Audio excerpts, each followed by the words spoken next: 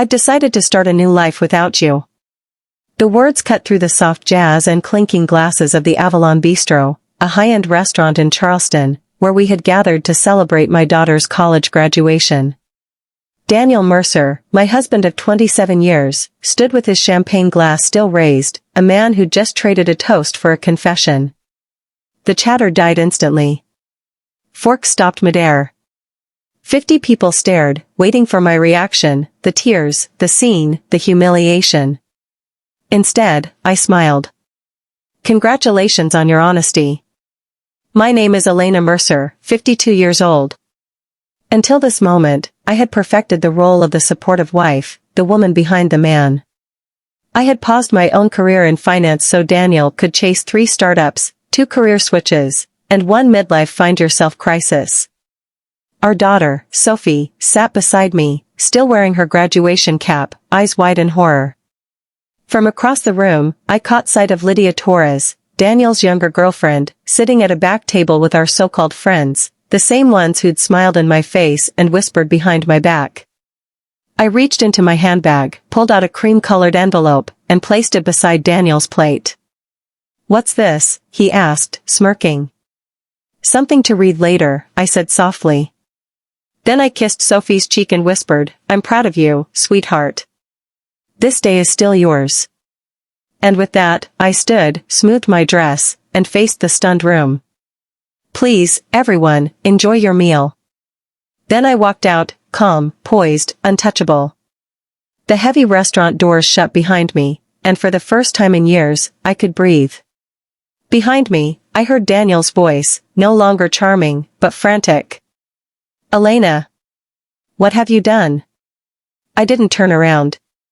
I smiled instead. The envelope contained the first step of a revenge I'd been preparing for months. See, I'd always been the stable one. When Daniel gambled our savings on bad business ideas, I worked extra hours at Baxley Financial to keep our family afloat. When he said we had to tighten our belts, I made it work, unaware that tightening meant funding his mistress's dinners, jewelry, and beachfront fantasy life. 3 months ago, I noticed small transfers in our joint account. I didn't confront him. I investigated. What I found? He'd been siphoning money into a secret account for over a year. But Daniel forgot one crucial thing: I'm a financial analyst. I understand money trails. And I remember the prenup he'd insisted on back when I had the bigger salary. It contained a fidelity clause, one that would destroy him. So while Daniel planned his dramatic exit, I built my case. Financial transfers documented.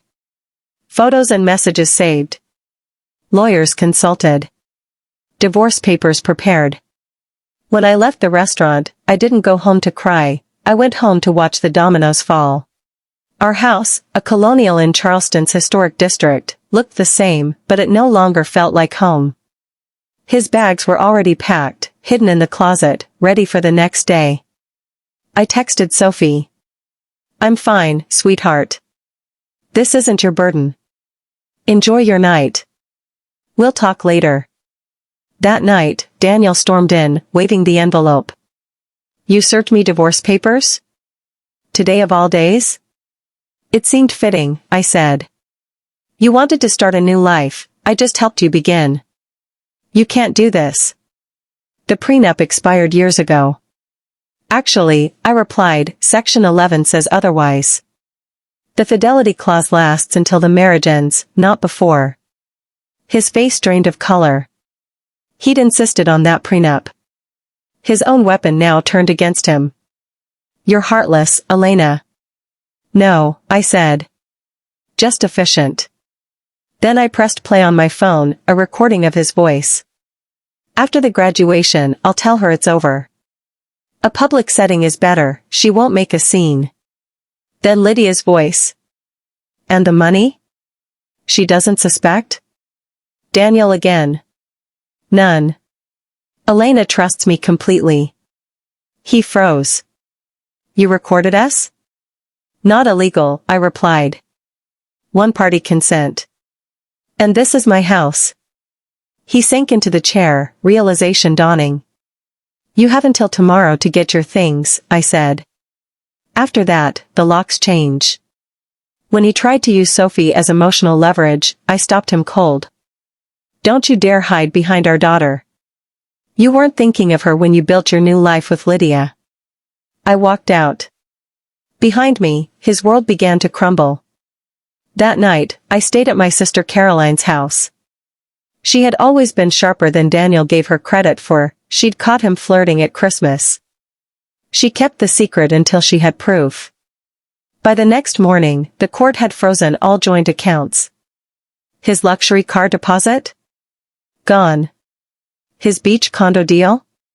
Cancelled. His girlfriend? Furious. Within 2 weeks, Lydia left him. Apparently, Daniel wasn't as wealthy as he claimed. As for me, I was thriving. I opened Hartman Financial Solutions, a consultancy for women rebuilding after divorce. My first clients were women just like me, smart, loyal, blindsided, and ready to take control again. When the divorce finalized, Daniel walked away with nothing but his personal account and guilt. I kept the house, the savings, and my peace. Months later, he reached out once more. I made a mistake, he said. Can we try again? No, I said gently. You made a choice. And so did I. As I closed that chapter, I realized revenge wasn't the best part. Freedom was.